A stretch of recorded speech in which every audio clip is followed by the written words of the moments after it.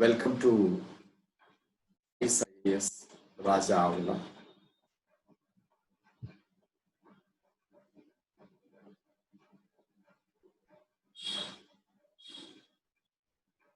ఈరోజు మనం ఆధునిక చరిత్రలోని మలిమొగలు అనే టాపిక్ డిస్కస్ చేద్దాం.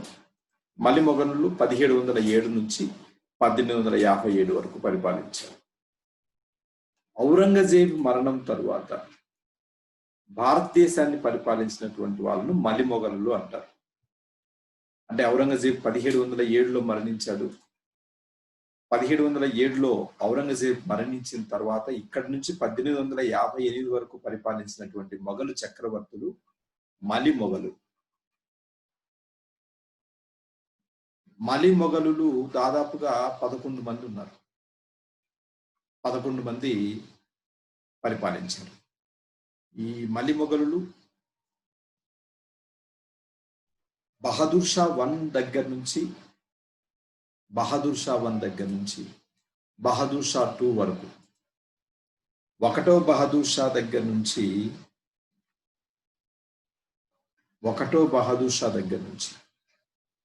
బహదూర్ షా 2 వరకు, రెండో బహదూర్ షా వరకు పరిపాలించినటువంటి రాజులను మలిమొగలు అంటారు. వీళ్ళు మలిమొగలు చక్రవర్తులు. 1707లో ఔరంగజేబు చనిపోయిన తర్వాత మొఘలు సామ్రాజ్య పతనం మొదలైంది. మొఘలు సామ్రాజ్య పతనం అనేది చాలా శీఘ్రంగా మొదలైంది.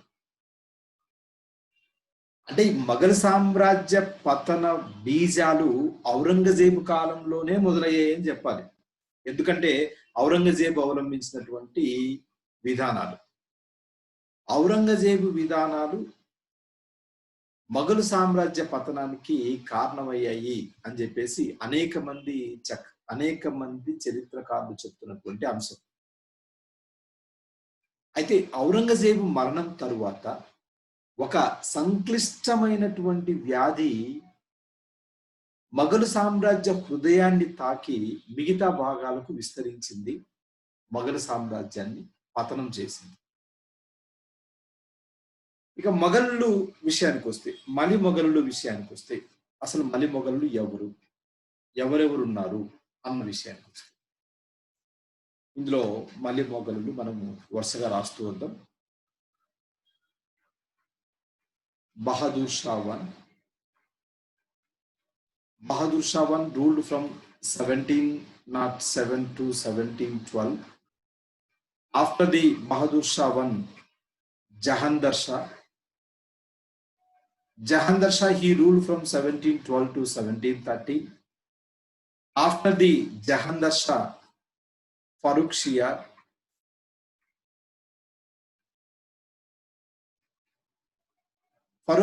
he ruled from 1713 to 1719. Farrukh Shah. After the Farrukh Shah, there were 2 rulers ruled very short period. Rafi Uddarajat.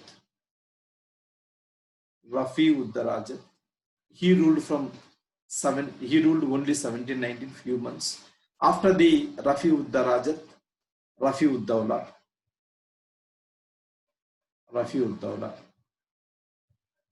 He ruled in 1719. After Rafi Uddawla, Muhammad Shah came to the throne. Muhammad Shah రాజ్యానికి వచ్చాడు. మహమ్మద్ షా 1719 నుంచి 1748 వరకు ఇతని పరిపాలన కొనసాగింది. మహమ్మద్ షా తర్వాత అహ్మద్ షా పరిపాలన మొదలైంది. అహ్మద్ షా ఇతను 1748 నుంచి 1754 వరకు పరిపాలించాడు. అహ్మద్ షా తర్వాత అలంగీర్ 2 పరిపాలించాడు. అలంగీర్ 2 ఇతను 1754 నుంచి 1759 వరకు పరిపాలించాడు. అలంగీర్ 2 తర్వాత మొఘలు చక్రవర్తి అయినటువంటి వాడు షా ఆలం 2. షా ఆలం 2 1759 నుంచి 1806 వరకు పరిపాలించాడు. ఇతని కాలంలోనే ఇతను కొద్ది సంవత్సరాలు రాజ్యాన్ని వదిలేసి సింహాసనాన్ని వదిలేసి బయట తిరుగుతూ ఉంటే షాజహాన్ మూడవ షాజహాన్ పరిపాలన కొనసాగించాడు. షాజహాన్ ఇతను 1759 నుంచి 1772 వరకు ఇతను పరిపాలిస్తూ వచ్చాడు. ఇతని కాలంలోనే షా ఆలం II తర్వాత నెక్స్ట్ చక్రవర్తి అక్బర్ షా II, రెండవ అక్బర్ షా. ఇతను 1806 నుంచి 1837 వరకు ఇతను పరిపాలించాడు. ఇతని తర్వాత చిట్ట చివరి చక్రవర్తి రెండవ బహదూర్ షా. ఇతను 1837 నుంచి 1858 వరకు పరిపాలించాడు. 1862లో చనిపోయాడు. ఇది మలి మొఘలుల లిస్ట్. ఓకే, ఒక్కొక్కరి గురించే మనం ప్రస్తావిస్తే ఇప్పుడు మొదట బహదూర్ షా తీసుకున్నాం. బహదూర్ షా 1. బహదూర్ షా 1 కాలాన్ని 1707 నుంచి 1712గా చెప్పుకున్నాం. ఇతను ఔరంగజేబ్ కొడుకు, ఔరంగజేబ్ కుమారుడు. అయితే ఔరంగజేబు 1707లో ఔరంగజేబు మరణించే నాటికి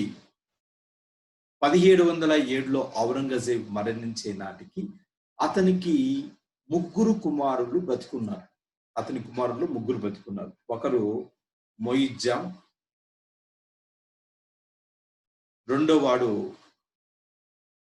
మహమ్మద్ ఆజాం, మూడో వాడు కామ్ బక్షి. వీళ్ళు ముగ్గురు బతుకున్నారు. సో వీళ్ళ ముగ్గురి మధ్య వారసత్వ యుద్ధం జరిగింది. వారసత్వ యుద్ధం అంటే సింహాసనం కోసం జరిగే యుద్ధాన్ని వారసత్వ యుద్ధం అంటారు. ఔరంగజేబు తర్వాత వారసుడు ఎవరు అన్న దాని మీద ముగ్గురు గొడవలు చేశారు. వీళ్ళ ముగ్గురికి యుద్ధం జరిగింది. ఈ ముగ్గురు యుద్ధంలో 67 సంవత్సరాల వయసులో ఉన్నటువంటి మొయిజ్జాం విజయం సాధించాడు. సో ఇద్దరిని, మహమ్మద్ ఆజాంను, కామ్ బక్స్ను ఇద్దరిని చంపేసి 67 సంవత్సరాల మొయిజ్జాం బహదూర్ షా 1 అనే పేరు మీద రాజ్యానికి వచ్చాడు. ఇతన్నే షా ఆలం అని కూడా అంటారు. షా ఆలం 1 అని కూడా అంటారు. సో ఇతను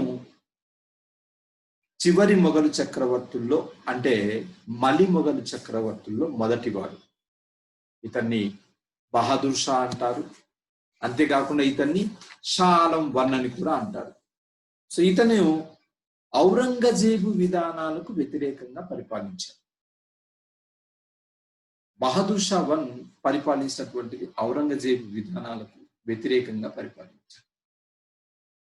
ఔరంగజేబు విధానాలు ఏంటి అన్న విషయానికి వస్తే, ముఖ్యంగా ఔరంగజేబు అనుసరించినటువంటి విధానాలు మత అసహనం.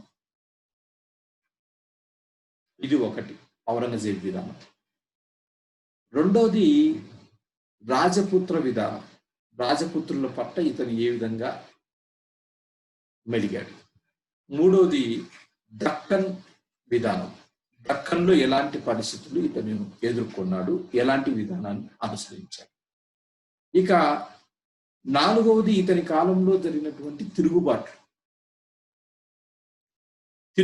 ఎవరెవరు చేశారంటే, సిక్కులు తిరుగుబాట్లు చేశారు, జాట్లు తిరుగుబాట్లు చేశారు, బుందేరులు తిరుగుబాట్లు చేశారు. సో దక్కన్లో మరాఠాలు తిరుగుబాటు చేశారు. రాజపుత్ర రాజ్యాలు అప్పటికి అంబర్, మార్వార్, ఈ 2 రాజపుత్ర రాజ్యాలు ముఖ్యమైనటువంటివి. ఇక మతాసహనం అంటే ఇతను జిజియా పన్నును విధించాడు. ఔరంగజేబు జిజియా పన్ను విధించాడు. ఇవన్నీ మనము ఔరంగజేబు చెప్పుకుంటున్నటువంటి విధానాలు. సో ఈ ఔరంగజేబు విధానాల్లో వీటిని వీళ్ళు అనుసరించలేదు. బహదూర్ షా వన్ వీటిని అనుసరించలేదు, వీటికి వ్యతిరేకంగా అనుసరించాడు. మత అసహనం అనే దాని మీద మత సహనాన్ని పాటించాడు. జిజియా పన్నును రద్దు చేశాడు. బహదూర్ షా వన్ జిజియా పన్నును రద్దు చేశాడు. ఇక రాజపుత్ర రాజ్యాల విషయానికి వస్తే అంబర్ రాజ్యాన్ని, మార్వార్ రాజ్యాన్ని స్వతంత్ర రాజ్యంగా గుర్తించాడు. అంబర్ రాజ్యాన్ని, మార్వార్. అంబర్ రాజు అయినటువంటి వాడు ఇక్కడ ఇతని కాలంలో అంబర్ రాజు రాజా జయసింగ్. రాజా జయసింగ్ ఇతను అంబర్ రాజు. ఇక మార్వార్ రాజు అయినటువంటి వాడు అజిత్ సింగ్. అజిత్ సింగ్ మార్వార్ రాజు. వీళ్ళిద్దరిని గుర్తించారు, రాజులుగా, స్వతంత్ర రాజులుగా గుర్తించారు. వీళ్ళ తర్వాత ఇక మరాఠాల విషయానికి వస్తే, మరాఠాల విషయంలో మనం అర్థం చేసుకోవాల్సినటువంటిది, మరాఠాలు 4 తరాల మరాఠాలు ఔరంగజేబుతో యుద్ధం చేశారు. 4 తరాల మరాఠాలు అంటే శివాజీ, ఇతను 1674 నుంచి 1680 వరకు శివాజీ పరిపాలించాడు. ఇతను ఔరంగజేబుతో యుద్ధం చేశాడు. ఇతని తర్వాత సంభాజీ 1680 నుంచి 1689 వరకు ఇతను కూడా ఔరంగజేబుతో యుద్ధం చేశాడు. సంభాజీ తర్వాత రాజారాం 1689 నుంచి 1700 వరకు పరిపాలిస్తే ఇతను కూడా ఔరంగజేబుతో యుద్ధం చేశాడు.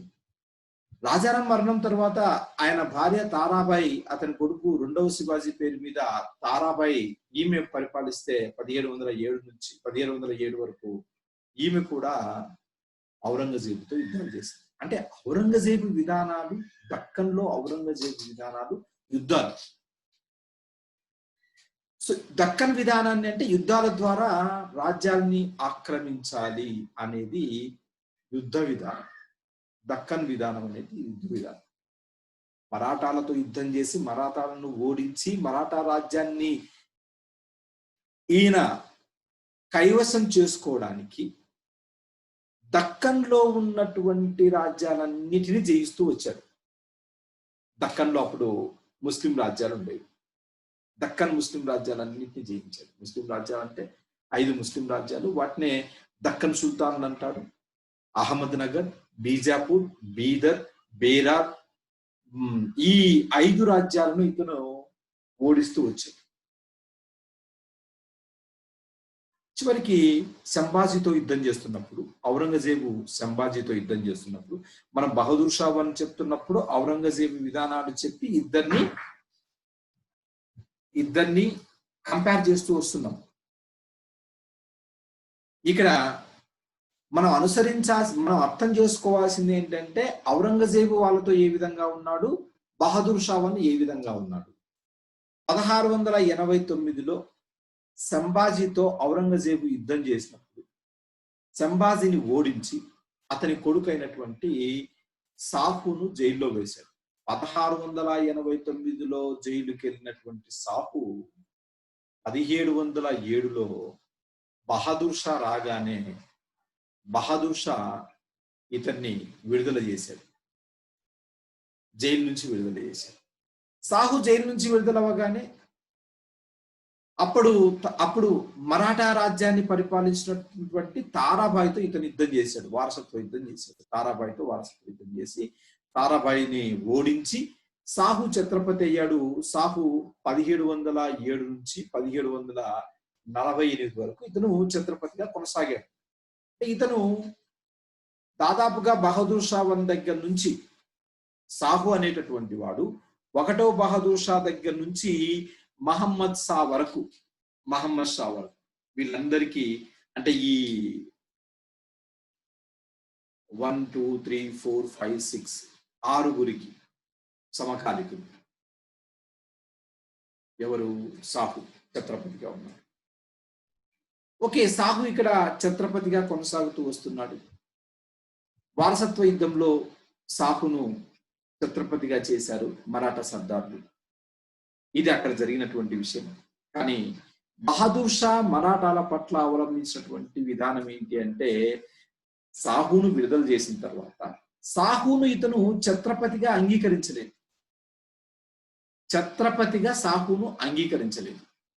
అదొకటి. రెండవది శివాజీ కాలం దగ్గర నుంచి మరాఠాలు చౌతు సద్దేశ్ముఖి అనేటటువంటి పన్నులు వసూలు చేసేవారు. చౌతు సద్దేశ్ముఖి ఈ పన్నులు ఎక్కడి నుంచి వసూలు చేసేవాళ్ళు అంటే మరాఠాలు మరాఠా భూభాగాలు కాకుండా వేరే భూభాగాల్లో మరాఠా ఆధిపత్యం ఉన్నటువంటి ప్రాంతాల నుంచి, అంటే మొఘలుల ప్రాంతాలు కానీ మరాఠాల ఆధిపత్యం ఉంటుంది. అలాంటి భూభాగాల నుంచి చౌతు సద్దేశ్ముఖి అనే పన్నులు వసూలు చేసేవారు.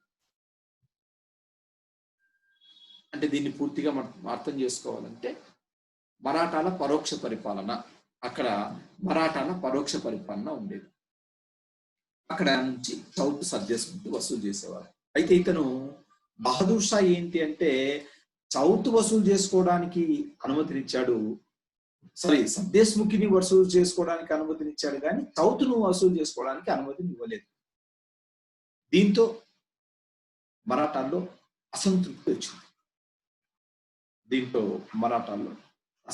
చెందలేదు. ఇది మరాఠా విధానం.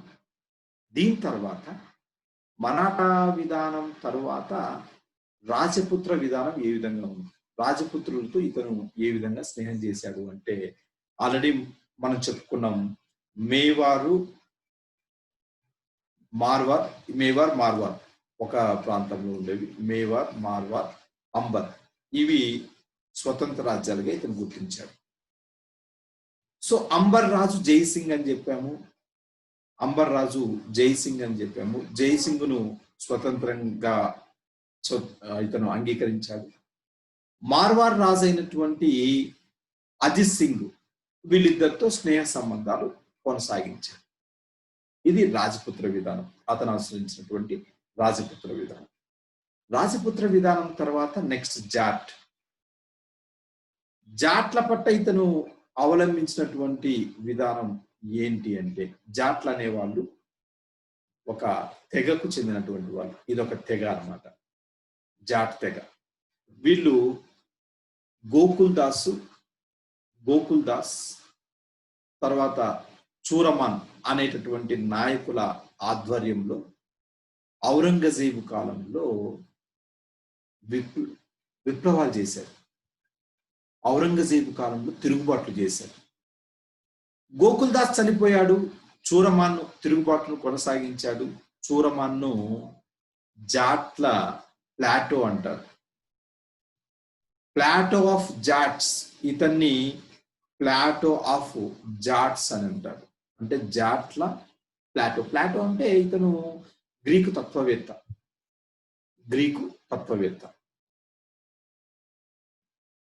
ఇతనితో పోలుస్తారు. అతను గ్రీకులో తత్వవేత్తలనే మనము గ్రీకు తత్వవేత్తలను బాగా ఇంపార్టెంట్ గా తీసుకుంటాము.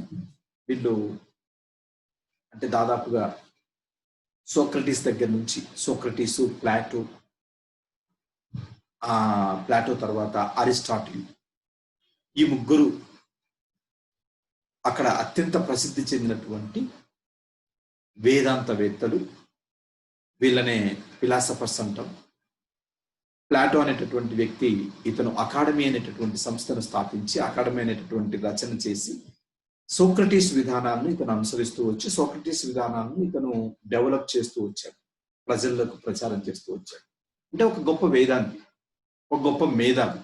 అలాగే చూరమాన్ కూడా ఈ జాట్ తెగలలో ఒక మేధావిగా అతన్ని గుర్తించి జాట్ ఆఫ్ ప్లాటో.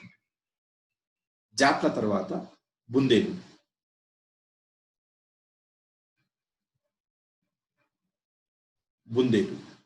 బుందేళ్ల విషయానికి వస్తే వీళ్ళు బుందేల్ఖండ్ ఏరియా అంటే మధ్యప్రదేశ్లోని బుందేల్ఖండ్ ఏరియాకి చెందినటువంటి వాళ్ళు.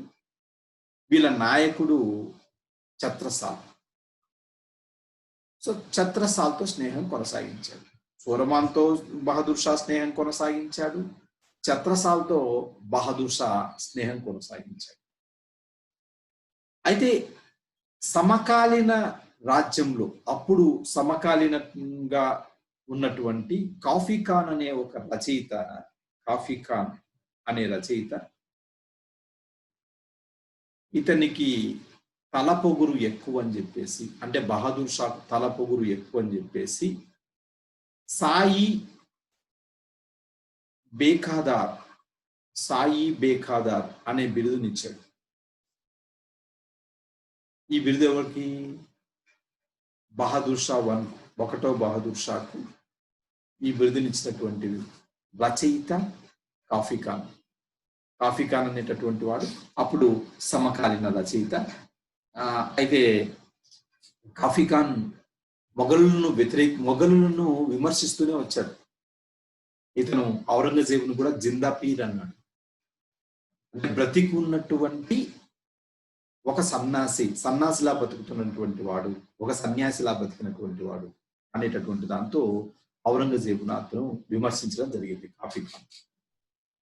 తర్వాత 1712లో ఒకటో బహదూర్ షా చనిపోవడం జరిగింది. బహదూర్ షా మరణం జరిగింది. మామూలుగా పద్ధతి ప్రకారము మొఘల్ చక్రవర్తులు చనిపోతే చనిపోయినటువంటి మొఘల్ చక్రవర్తుల స్థానంలో ఇంకొక మొఘల్ చక్రవర్తి రావడానికి ఔరంగజేబు కాలం నుంచి వారసత్వ యుద్ధాలు మొదలయ్యాయి.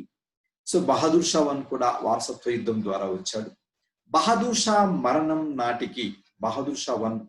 నాటికి అతనికి మిగిలి ఉన్నటువంటి వాళ్ళు నలుగురు కొడుకులు మిగిలి ఉన్నారు. ఈ నలుగురు కొడుకులు ఎవరు అంటే, మొదటివాడు జహందర్ షా, ఇక రెండో వాడు అజీం, వీళ్ళను ఈ విధంగా రాస్తారు.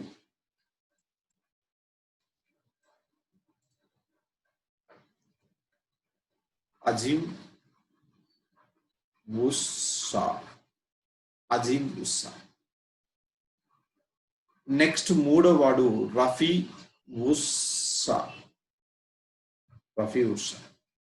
నాలుగో వాడు జహాన్ షా. ఈ నలుగురు మధ్య వారసత్వ యుద్ధం జరిగితే అజీం ఉస్సా, రఫీ ఉస్సా, జహాన్ షా ఈ ముగ్గురిని జహందర్ షా ఓడించి చంపేశాడు.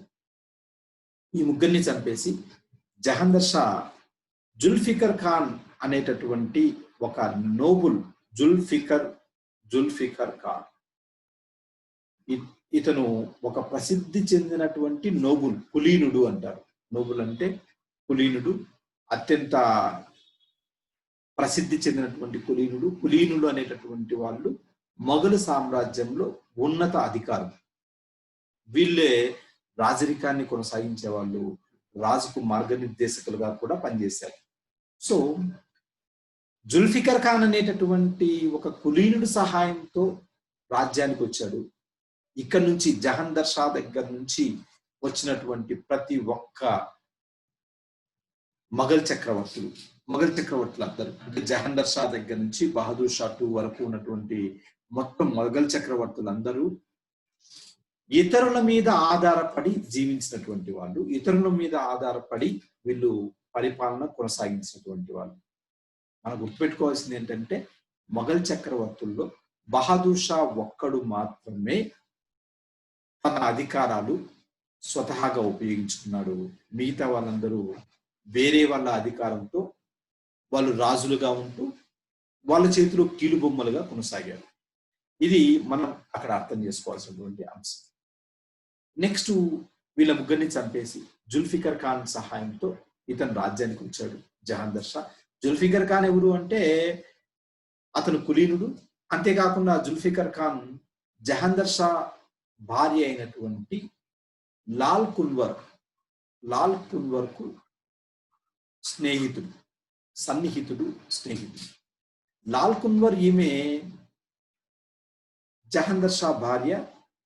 అంతేకాకుండా నూర్జహాన్ శైలిని ఈమె అనుసరించింది. నూర్జహాన్ శైలిని అనుకరించడం అంటే జహంగీర్ భార్య నూర్జహాన్ తాను మొత్తం అధికారాన్ని చేతిలో పెట్టుకొని జహంగీర్ను తన చేతిలో కీలుబొమ్మగా తయారు చేసింది. అలాగే జహాందర్ షా కూడా జుల్ఫికర్ ఖాన్, లాల్ కున్వర్ వీళ్ళిద్దరి చేతిలో కీలుబొమ్మ అయ్యాడు. అధికారాలు మొత్తం జుల్ఫికర్ ఖాన్, లాల్ కున్వర్లు వీళ్ళిద్దరూ అధికారాలు కొనసాగించారు. అయితే ఇతని కాలంలోనే మొఘల్ సామ్రాజ్యంలో అనేక రకాలైనటువంటి సంఘటనలు జరిగాయి. ఇతను పరిపాలించింది ఒక సంవత్సరం పరిపాలించినటువంటి ఇతని పరిపాలనా కాలంలో ఇతను మత సహనాన్ని పాటించాడు. మత సహనం పాటించి 1712లో జిజియా పన్నును రద్దు చేశాడు. ఇక్కడ జిజియా పన్నును ఇప్పటి నుంచి పూర్తి స్థాయిలో రద్దు చేయడం జరిగింది. కంప్లీట్ గా రద్దు అయింది. జిజియా పన్ను అనేది ఈ తర్వాత ఎవరు వసూలు చేయలేరు. జిజియా పన్ను ఎప్పుడు వసూలు చేయడం మొదలైంది? భారతదేశంలో ఎప్పుడు ప్రవేశపెట్టారంటే 712 ఏడీలో, అంటే క్రీస్తు శకం 712లో అరబ్బులు జిజియా పన్నును సింధులో ప్రవేశపెట్టారు.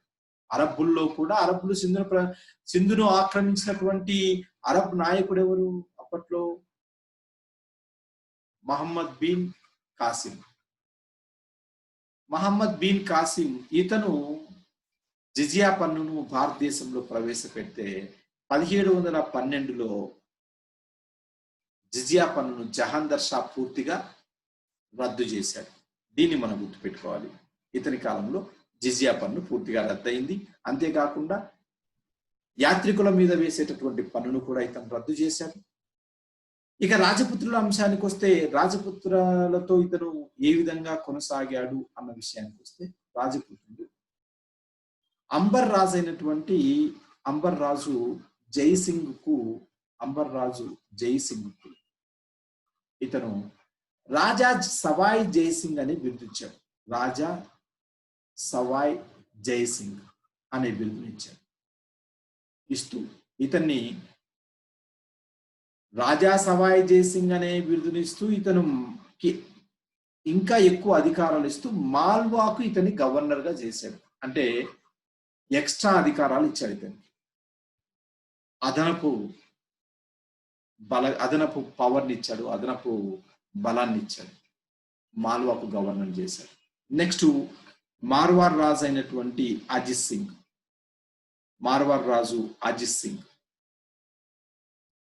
సింగ్ కు మహారాజా అనే బిరుదునిచ్చాడు. దీంతో పాటు ఇతనికి గుజరాత్ కు గవర్నర్ గా చేశాడు. ఇది రాజపుత్రుల విషయంలో ఇతను అనుసరించినటువంటి విధానం. తర్వాత మరాఠాల విషయానికి వచ్చినప్పటికీ మరాఠాలు ఉన్నటువంటి అసంతృప్తిని ఇతను క్లియర్ చేశాడు. మరాఠాల కాలంలో ఉన్నటువంటి అసంతృప్తిని ఇతను పూర్తిగా తీసేశాడు. ఏం అసంతృప్తి అంటే, మరాఠాల కాలంలో బహదూర్ షా ఒకటో బహదూర్ షా సాహును ఛత్రపతిగా అతను గుర్తించలేదు. సో జహాందర్ షా సాహును ఛత్రపతిగా గుర్తించాడు. అంతేకాకుండా చౌతు సర్దేశ్ముఖి అనేటటువంటి పన్నులు, ఈ 2 పన్నులు వసూలు చేసుకోవడానికి అనుమతినిచ్చాడు. కానీ ఇక్కడ ఒక చిన్న విషయం మనం ఏం అర్థం చేసుకోవాలంటే, చౌత్ అండ్ సర్దేశ్ముఖి ఈ రెండింటిని మొఘలు అధికారులు వసూలు చేస్తారు.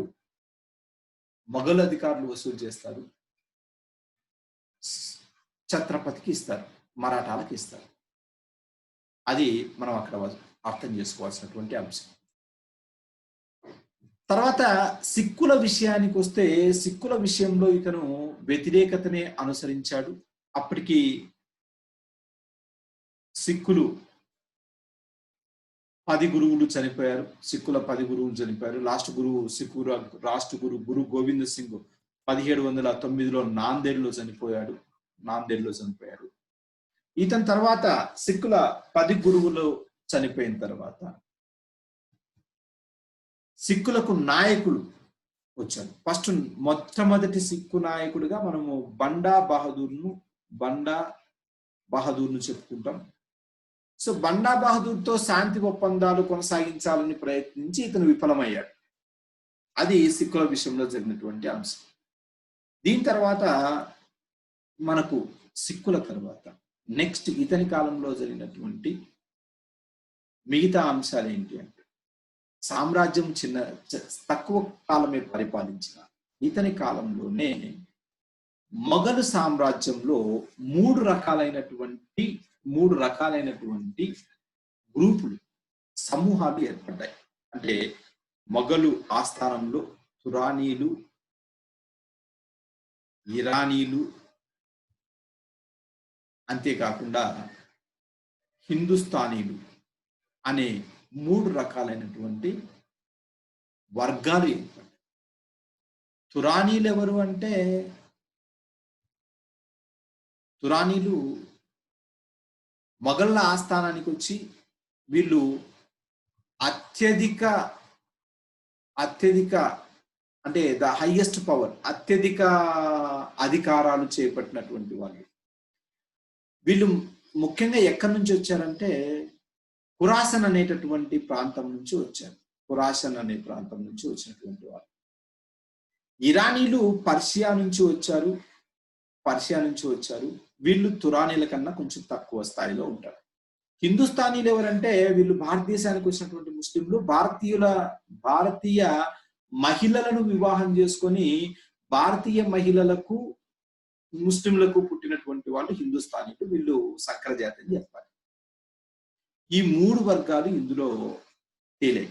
ఈ మూడు వర్గాల మధ్య విభేదాలు మొదలయ్యాయి ఇతని కాలంలో. అంతేకాకుండా ఇతని ప్రధాని అయినటువంటి, అంటే ఇతని దగ్గర దివానుగా పనిచేసినటువంటి జుల్ఫికర్ ఖాన్ ఇతను ఒక దురలవాటును ప్రవేశపెట్టాడు. అదేంటి అంటే ఇజారా అనే పద్ధతిని ప్రవేశపెట్టాడు. ఇజారా పద్ధతి అంటే మధ్యవర్తులను ప్రోత్సహించే పద్ధతి.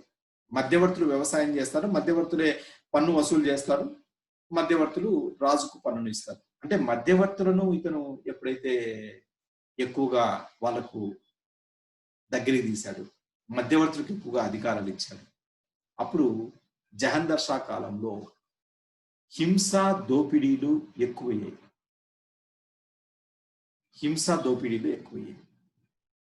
దోపిడీలు ఎక్కువ అవడంతో ఈ కాలంలో, అంటే సమకాలీనంలో ఉన్నటువంటి కున్వర్ సింగ్ అనేటటువంటి ఒక రచయిత, కున్వర్ సింగ్ ఏం చెప్తాడంటే, కున్వర్ సింగ్ ప్రకారం జహందర్ షా కాలంలో గద్దగూటిలో గుడ్లగూబ చేరింది, కోకిల స్థానంలో కాకి వచ్చి చేరింది. అంటే అంత భయంకరమైనటువంటి హింస ఇతని కాలంలో జరిగింది అని చెప్పాడు. చివరికి జహందర్ షా ఫరూక్ షియార్ చేతిలో ఓడిపోయి చనిపోయాడు. సో జహందర్ షా తర్వాత ఫరూక్ షియార్ రాజ్యానికి వచ్చాడు. ఫరూక్ షియార్ విషయానికి వస్తే, ఇతను మూడవ మలి మొఘలుల చక్రవర్తి ఫరూక్ షియార్ 1713 నుంచి 1719 వరకు పరిపాలించాడు. ఫరూక్ షియార్ 1713 నుంచి 1719 వరకు పరిపాలించాడు. ఫరూక్ షియార్ ఎవరు అంటే అజీమ్ ఉస్సా కొడుకు. అజీమ్ ఉస్సా ఎవరు? బహదూర్ షా కొడుకు. అంతేకాకుండా జహందర్ షా తమ్ముడు. మనం ఇక్కడ చూసాం చూడండి, బహదూర్ షా చనిపోయిన తర్వాత అతని నలుగురు కొడుకులైనటువంటి జహందర్ షా, అజీమ్ ఉస్సా, రఫీ ఉస్సా, జహాన్ షా, వీళ్ళ నలుగురి మధ్య వారసత్వ యుద్ధం జరిగింది. ఇందులో అజీమ్ ఉస్సా కొడుకు ఇప్పుడు ఫరూక్ షియార్ రాజయ్యాడు. అజీమ్ ఉస్సా కొడుకు ఫరూక్ షియార్ రాజ్యానికి వచ్చాడు. ఫరూక్ షియార్ 1713 నుంచి 1719 వరకు పరిపాలన చేశాడు. ఇతను సయ్యద్ సోదరులు అనేటటువంటి ఇద్దరు వ్యక్తుల సహాయంతో, సయ్యద్ సోదరుల సహాయంతో ఇతను రాజ్యానికి వచ్చాడు. సయ్యద్ సోదరులు ఎవరు అంటే సయ్యద్ అబ్దుల్లా ఖాన్, సయ్యద్ అబ్దుల్లా ఖాన్ ఒకడు, రెండో వాడు సయ్యద్ హుసేన్ అలీ ఖాన్. సయ్యద్ హుసేన్ అలీ ఖాన్ వీళ్ళిద్దరూ హిందుస్థానీ అనే గ్రూప్కి చెందినటువంటి వాళ్ళు. వీళ్ళిద్దరూ హిందుస్థానీ గ్రూప్కి చెందినటువంటి కులీనులు, హిందుస్థానీ కులీనులు, హిందుస్థానీ నోబుల్స్. వీళ్ళ సహాయంతో ఇతను రాజ్యానికి వచ్చాడు. వీళ్ళిద్దరూ రాజ్యాధికారాలు చేపట్టారు. ఫరూక్షియారు నిజానికి చక్రవర్తి ఫరూక్షియారే కానీ ఫరూక్షియార్ చేతిలో అధికారాలు లేవు. ఫరూక్షియార్ చేతిలో అధికారాలు లేవు. అధికారాలు మొత్తం సయ్యద్ సోదరుల చేతిలో ఉన్నాయి. దీంతో 1713లోనే సయ్యద్ సోదరులకు ఫరూక్షియార్కు మధ్య విభేదాలు వచ్చిన ఫరూక్షియార్ ఏమీ చేయలేక, తనకేమీ చేతగాక, ఏమీ చేయలేక అతను రాజీ ధోరణిలో వెళుతూ వచ్చాడు. దాదాపుగా అతను పరిపాలించినటువంటి 6 సంవత్సరాలు వీళ్ళతో రాజీ పడుతూ వచ్చాడు. ఇతని కాలంలో జరిగినటువంటి అంశాలు, మనకు ఫరూక్షియార్ కాలంలో జరిగినటువంటి అంశాలు ఒక్కొక్కటి తీసుకుంటే, ఇతని కాలంలో ఇతను చింగ్లిజ్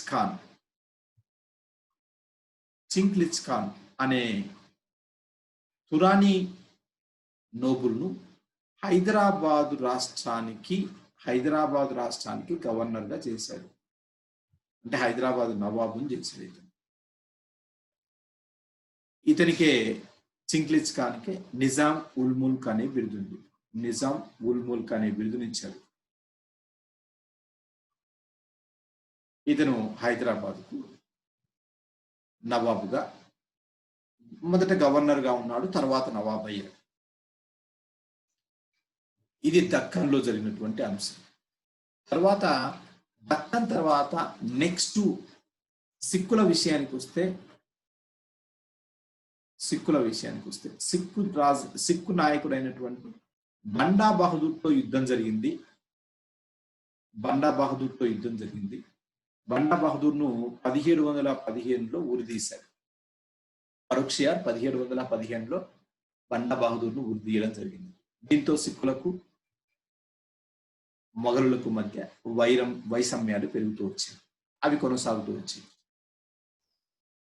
ఇక ఇతని కాలంలోనే మత సహనాన్ని పాటించారు. సయ్యద్ సోదరులు మత సహనం పాటించారు. మరాఠాలతో స్నేహ సంబంధాలు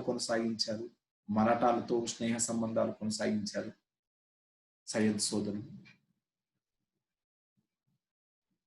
చక్రవర్తికి సయ్యద్ సోదరులకు మధ్య అనేక సార్లు వైషమ్యాలు వచ్చాయి. వాటిని ఇతను చక్రవర్తి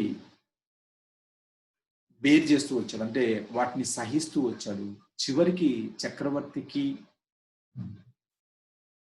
సయ్యద్ సోదరులకు మధ్య వైషమ్యాలు ఏ విధంగా ముగిశాయంటే అవి ఒక విషాదకరమైనటువంటి సంఘటనతో ముగిశాయి.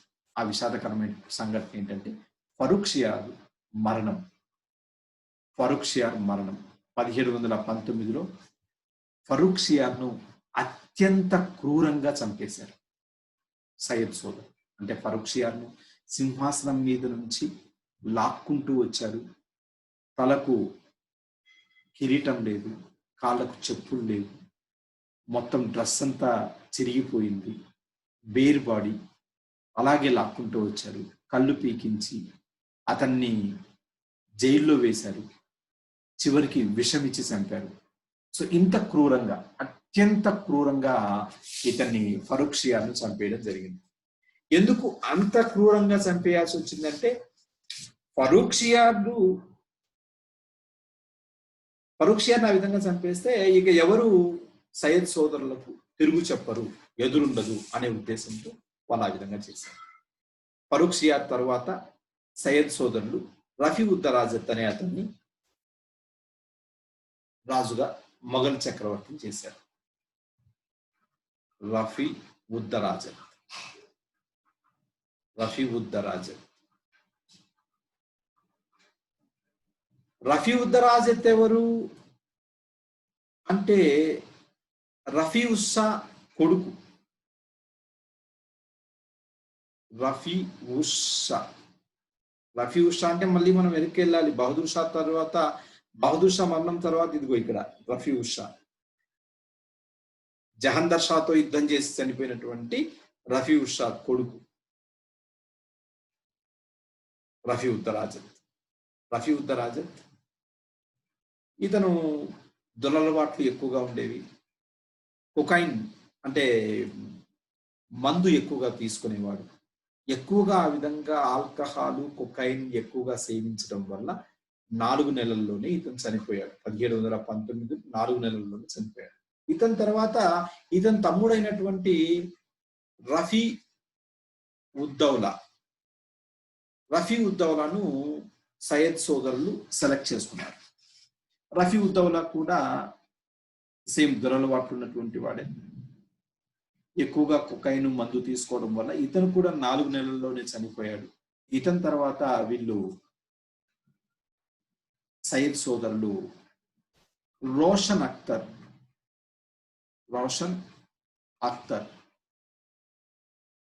అనే అతన్ని మొఘల్ చక్రవర్తిని చేశాడు. రోషన్ అఖ్తర్ ఎవరు అంటే జహన్ షా కొడుకు. జహన్ షా అంటే మళ్ళీ మనం వెనక్కి వెళ్ళాలి. ఎక్కడ జహన్ షా ఎవరు అంటే మళ్ళీ జహందర్ షా తమ్ముడు జహాన్ షా లాస్ట్ రోజు ఇక్కడికి వెళ్ళాల్సి వస్తుంది. ఇతని కొడుకు అయినటువంటి రోషన్ అఖ్తర్ మహమ్మద్ షా అనే బిరుదుతో పరిపాలించడం జరిగింది. మహమ్మద్ షా కానీ మహమ్మద్ షా రంగీలా అంటారు. దీని తర్వాత మహమ్మద్ షా దగ్గర నుంచి ఉన్నటువంటి చివరి మొఘల్ చక్రవర్తులు మనం నెక్స్ట్ వీడియోలో డిస్కస్ చేద్దాం. Okay, good luck.